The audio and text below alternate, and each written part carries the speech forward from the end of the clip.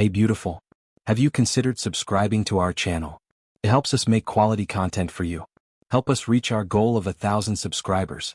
The first thing John Keller noticed was the silence. Not the silence of an empty room or the woods at dawn, but something deeper, more absolute, like sound itself, had been deleted. He opened his eyes and saw darkness, a sterile, artificial blackness humming, with the kind of quiet only machines make when they think no one is listening. His head throbbed with a dull ache, not pain exactly, but pressure. His hands moved and found cold metal beneath him, smooth like polished steel. He pushed himself up slowly, deliberately, methodically. A faint red glow pulsed along the seam of the door across the room. No windows, no lights, no sound. He crouched low and stayed still, eyes adjusting, ears straining not for noise but for rhythm breathing. Evenly, he reached under his jacket and felt the small folding knife still tucked inside the lining. They had missed it. That was their first mistake. The last thing he remembered was the deer. He had been tracking it for 3 hours through dense pine and snowpack winter made. Everything sharper, the wind, the scent, the way the world held its breath. Then the light came down bright and blue and blinding. He did not panic. He did not scream. He simply closed one eye and memorized the pattern of the trees before he blacked out. Now, he was here and they thought he was helpless. They thought wrong on the other side of the ship. Two beings stood over a console, one tall one, squat, both with iridescent skin and long fingers. They spoke in a fast clicking tongue full of sharp pauses. And urgent rhythm, specimen awake. Too early, anomaly, unlikely, primitive. Organic integrity intact. Species classification updated. Still low threat. They turned back to the screen where Keller's vitals pulsed steady and slow. They could not. Read the tension in his shoulders or the focus in his stare. They could not smell the calculation behind his stillness. They had taken him thinking he was an animal, something to prod and slice and document. They had seen too many movies and read too many faulty intercepts. They believed humanity was soft. Their data told them humans were emotional, reactive, violent but predictable. They had never met John Keller. Keller moved to the corner of the room where a thin panel hummed faintly. He placed a hand against it and closed his eyes. Warm, he waited, then took 3 slow steps to the opposite wall and crouched again. The glow dimmed. He had counted 15 seconds between pulses. He tapped the knife against his thigh, silently thinking, planning, adjusting. This was not his first cell. The Corps had trained him for capture, resistance, evasion, recovery. What they had not trained him for was how to deal with something not born of Earth. But instinct filled the gaps training left behind. He understood cages. He understood predators, and he understood weakness. The door hissed. He did not move. A thin silhouette entered, upright, bipedal, armored with a translucent face shield. It held a device shaped like a tuning fork and tapped it once against its palm. The glow in the room flared, then steadied. Human. Stan. Keller stood slowly. The alien gestured toward the hall. Keller obeyed. He noted the angle of the door, the pattern of the lights, the weight of the floor beneath his boots. They led him through 2 corridors into a chamber, lined with floating screen symbols flashed across them, fast and pulsing. A taller alien stood at the center, facing away. The one beside Keller spoke again, specimen compliant. The tall one turned. Its face was longer, more angular, the markings on its skin deeper and darker. Human is baseline, male, category 0, muscle dense, brain activity high, primal threat level moderate. Keller looked at the alien and said nothing. The alien stepped forward and studied him. Language response delayed. Fear. Response minimal. It tapped a screen and brought up Keller's profile data, flickered across it. Heart rate, age, former rank, occupation, dietary patterns, genetic variants, fighter, predator, survivor. The alien tilted its head. Why did you not resist? During acquisition, Keller looked it dead in the eyes and said, I was watching. The alien blinked. You are being studied, Keller replied. So are you. The taller one did not understand the tone, not yet. It gestured toward a slab at the center of the room. Lie down. Keller stepped forward slowly, eyes sweeping the room, counting instruments, exits, guard posture. Screen cycles. He sat on the edge of the slab and said, What do you want from me? Understanding, behavioral mapping, biological data, pain, thresholds. Keller smiled slightly. You could have asked, The alien turned to its assistant and spoke quickly. Subject exhibits sarcasm. Pattern similar to known resistance archetypes. Increased restraint level advised. They reached for a set of clamps. Keller moved fast, hard, precise. He drove the knife up into the assistant's wrist, severing the tendons. It screamed a sound like tearing metal. The tall one lunged. Keller ducked, grabbed the fallen restraint, and looped it around the creature's leg, pulling hard. It toppled. He slammed the edge of the slab into its skull twice, then took its weapon. The door hissed open. More came. 3. This time armed Keller moved through the room like a shadow. Low strikes, fast grabs, joint breaks. No wasted motion. He didn't kill them. He didn't need to. He just made sure they wouldn't follow. Then he ran through a narrow hallway into a ventilation shaft, barely big enough to crawl through. He slid in and vanished into the guts of the ship, back in the chamber. The remaining aliens struggled. To contain the chaos. Human has escaped. How baseline designation incorrect. Reclassify. Earth male. Tier 7 threat. Keller crawled through metal and heat and darkness, listening, watching, learning. The ship was alive with murmurs of confusion. They were not ready for this. They had kidnapped a man from Earth thinking he was just another ape with a gun. They had taken a predator and put him in a cage. They thought the bars would hold. Keller found a panel and pried it open. Inside, he saw wires and fluid and flashing nodes. He smiled. They were about to learn what humans did when cornered. He pulled a wire and waited. The lights flickered. The ship groaned, and somewhere in the command deck, an alarm began to scream. They were looking for him now, but it was too late. They had invited death aboard, and it was wearing human skin. The air inside the vent was warm and stale. Keller moved like a snake, slow and silent elbows, grinding against metal knees, pushing forward inch by inch.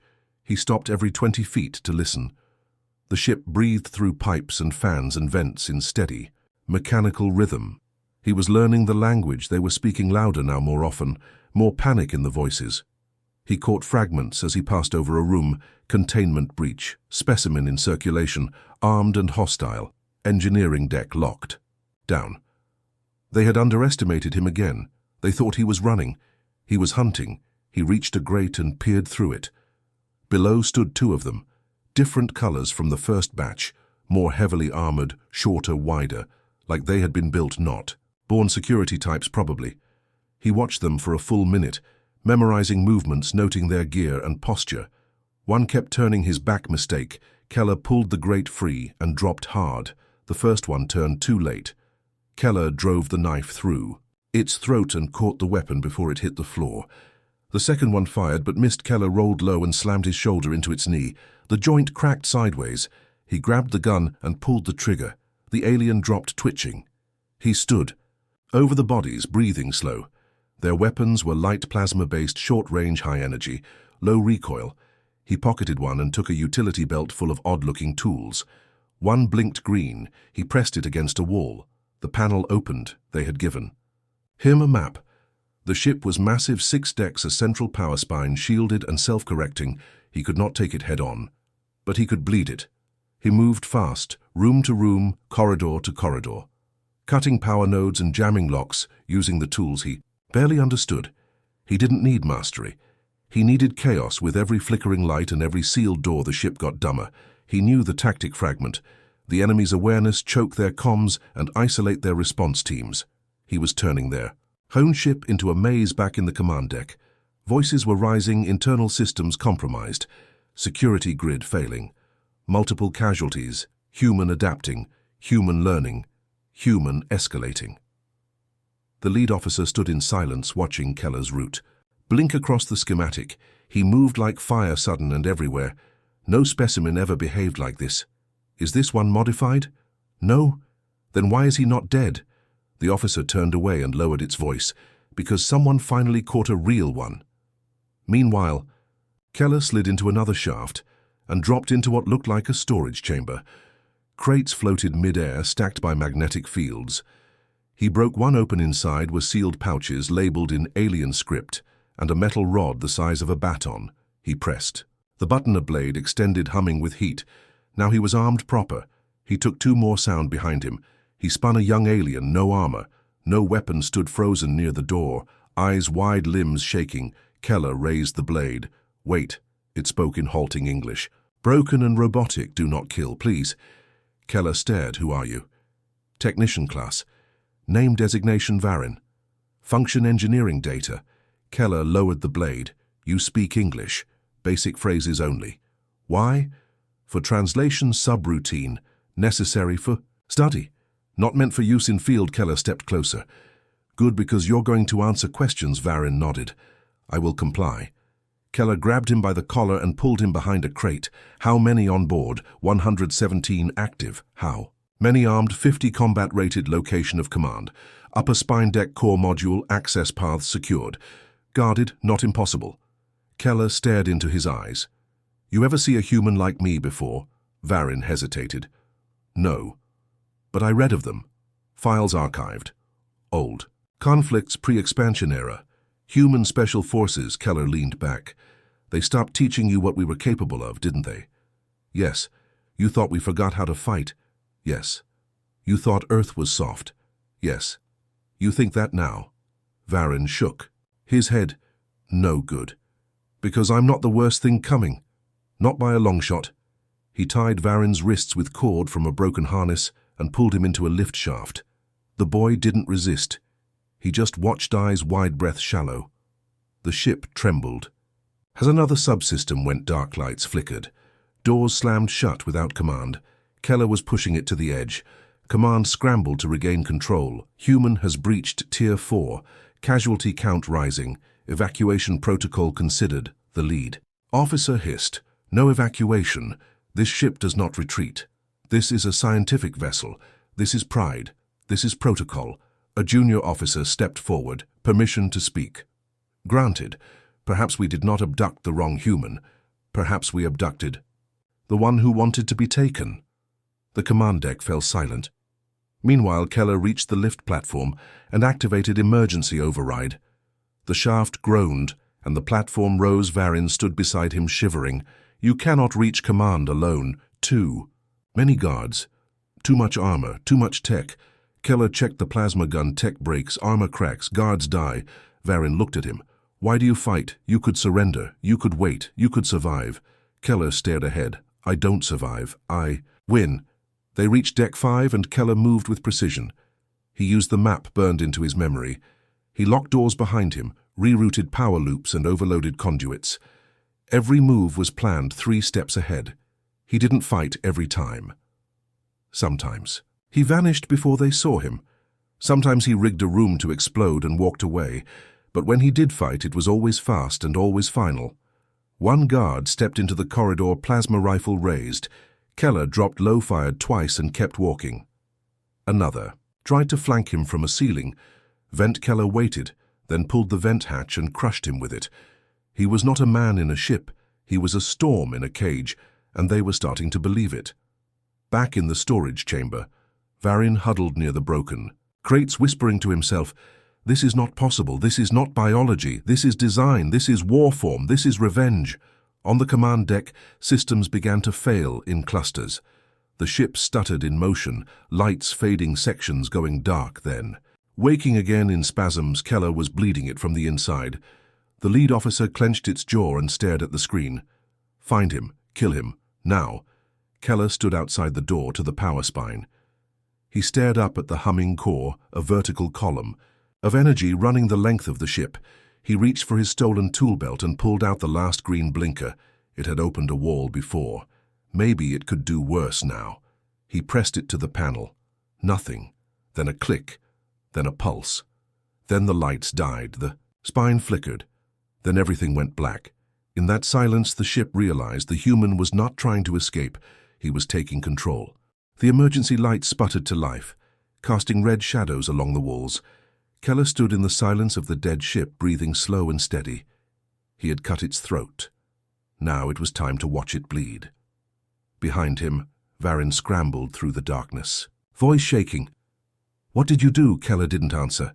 He walked forward and placed a palm against the coolant pipe, feeding the spine, still warm, still cycling.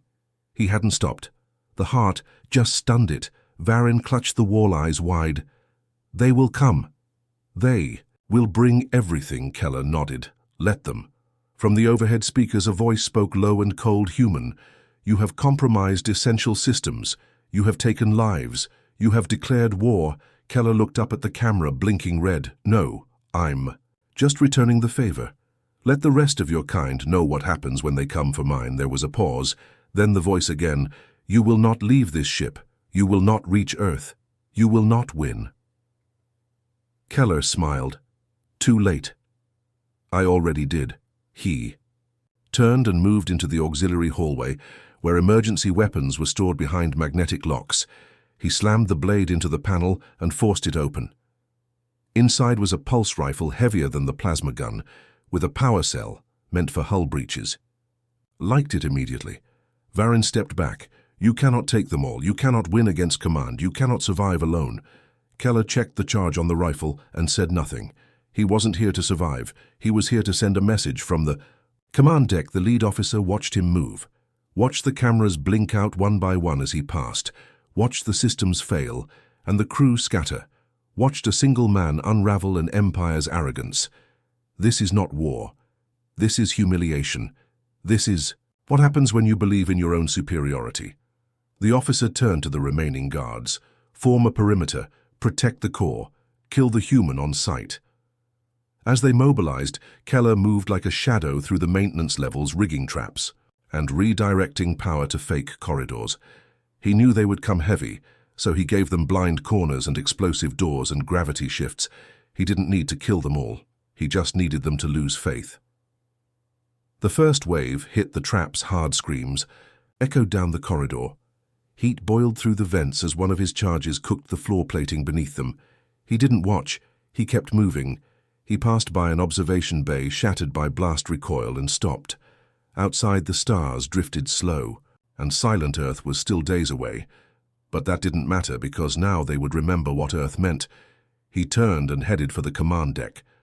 Back in the chamber, Varin tried to patch a console. His hands shook. His voice trembled as he spoke. To the ship. Subject is not standard human. Subject is exceptional. Subject is vengeance manifest. Subject is not containable. In the upper levels, guards formed up around the central access point. They stacked in formations used against planetary. Rebels, they carried reinforced shields and pulse cannons. They waited. The door hissed silence, then smoke.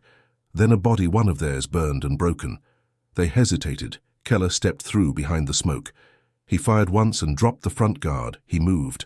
Low and fast through the gaps before they closed ranks. The pulse rifle kicked like thunder. He used every corner, every sound, every distraction. He was the ghost in the machine, the predator in their sanctuary. They fell one by one. The last tried to run. They didn't make it. Keller stopped at the corridor edge and checked the map again. One hallway remained. One door. One room. Inside were the ones who gave the order, who decided Earth was weak, who picked him like a specimen on a table. He kicked the door. Open. 4 aliens turned in unison. 3 stood behind consoles. 1 held a weapon. Keller shot that one first. He stepped inside slowly. Rifle raised, blade on his hip, eyes cold. The lead officer stood tall and still. You think you are justice. You are nothing. But chaos. Keller replied calm and flat. No, I am the price you pay for forgetting who we are. Earth is not a lab. You don't take from it and walk away clean. The officer stepped forward unarmed. You cannot reach your planet. You are alone. Keller nodded. Yeah, but alone is where I started. He threw the last charge into the core chamber and sealed the door. The aliens screamed. The floor shook. The lights died again. The command deck went dark. He turned and walked away. Back in the shaft, Varin watched. From a security feed, blinking static. He whispered the words without knowing why. Human did not surrender. Human did not run. Human became message. Keller moved toward the escape pod bay. He had marked one earlier, still operational, still shielded. Didn't care where it went. Only that it went far enough. He reached the bay and climbed inside behind him. The ship groaned, systems failing fire, chewing through the walls, alarms echoing into silence. He punched in coordinates for random drift, set the beacon tight band. Only no distress. Just a signal, a warning. He sat in the seat and leaned back. Closed his eyes, let the weight come down. He knew what would happen next. They would find the wreck. They would scan the logs. They would count their dead. They would listen to the final message and they would learn. Earth was not a place you came to steal from. Earth was a place that made men like him men, who didn't quit, men who didn't beg, men who didn't need a fleet, only a reason, only a cage, only a chance. The escape pod shook as it drifted through vacuum. No lights, no noise, no systems left to argue. Keller sat with his back against the hull, eyes open, listening to the silence of his own making. He felt the pulse of bruises under skin and the ache in joints that had moved too fast for too long. The rifle was gone, the blade lost, the armor stripped away one layer at a time. What was left was the same thing that stepped into the cell days before. A man.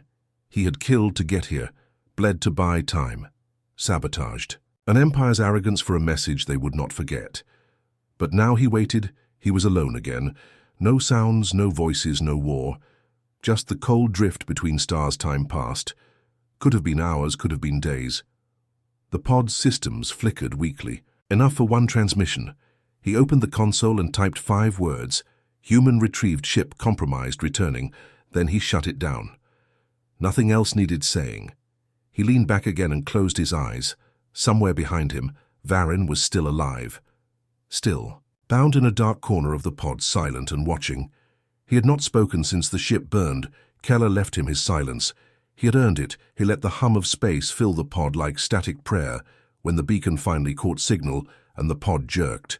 With docking force, Keller opened his eyes but did not move. The hatch cracked open with a hiss. Light poured in. Boots stepped forward. They were human, real human, military cut, hard-edged, wide-eyed at what they saw inside. One stepped forward. Jesus Christ. Another leaned in. Sir, are you the operative? Keller didn't answer. He stood slowly, pushed past them and stepped onto the clean steel floor of a retrieval frigate. He walked without looking back. The captain met him in the corridor. Eyes sharp, voice flat. You were taken 6 days ago. You just walked off that pod with half a ship's black box in your pocket and 82 confirmed enemy dead. You want to explain? Keller shook his head. No. You want to debrief? No. You want anything? Keller stopped, turned, looked him in the eye. I want them to remember. I want every species that watched that feed to understand one thing. You don't take from Earth, not without bleeding for it. The captain stared for a long second, then nodded once. You got it, word. Spread fast. The data pulled from the wreck showed Keller moving like a phantom through the decks, tearing through crews trained in suppression and capture. They saw a single man weaponless in a cage outthink and outfight a crew of 100. They saw traps set in real-time tactics drawn from war doctrines, long believed extinct. They saw him choose to send the pod back instead of disappearing into space. They called it a victory, but Keller knew better. This wasn't the end, it was the start. Because somewhere out there more ships circled, more empires built labs in the dark. They had seen his face, now heard the name buried deep in the files. Keller, former Spec Ops, listed KIA 5 years ago.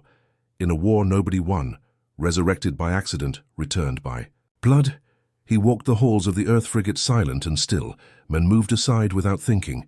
He didn't talk much, didn't need to. They saw it in his eyes, something old, something not broken, just sharpened. The captain approached one night in the observation bay, stars like white knives in black velvet. You know they'll come again. Probably not alone this time. Keller nodded. Good. The captain leaned on the rail beside him. You planning on staying quiet forever? No. Just long enough for them to forget again. The captain smiled a little. You think they will? Yeah, they always do. Silence stretched between them. Then the captain straightened. We're building something new. Rapid response ship crewed by men like you. Not many left, but enough. Keller looked over. And you want me on it? No, I want you leading it. Keller thought about the ship, the cell, the blade, the fire. He thought about Varyn watching him in silence. He thought about the officer who looked into his eyes and still didn't understand. He thought about the message burned into black box data. Then he nodded. Yeah, I'll lead it. Back in the science labs, the council reviewed the footage frame by frame. They paused at the moment. Keller stared into the camera and said the words. You thought Earth was soft. You think that now. The room was cold, the lights dim, the silence long. Then one of them spoke. "We made a mistake." Another nodded. "A mistake that breathes and bleeds and burns, one that teaches. A mistake with a name." They never spoke. That name aloud. But every security protocol updated, every file rewritten, every threat assessment recalibrated, carried that one word underlined, bolded: human, out in deep space. Other species watched the footage too. Some dismissed it as anomaly. Some feared it. A few studied it like scripture. They started training differently, harder, smarter, more cautious. But the fear never left, not of Earth, of what Earth made men like Keller, not machines, not monsters, just men, and that was worse. On Earth. The story leaked. In fragments, whispers of an operative abducted, turned loose on a hostile vessel and returned alone. He was never interviewed, never filmed, never named.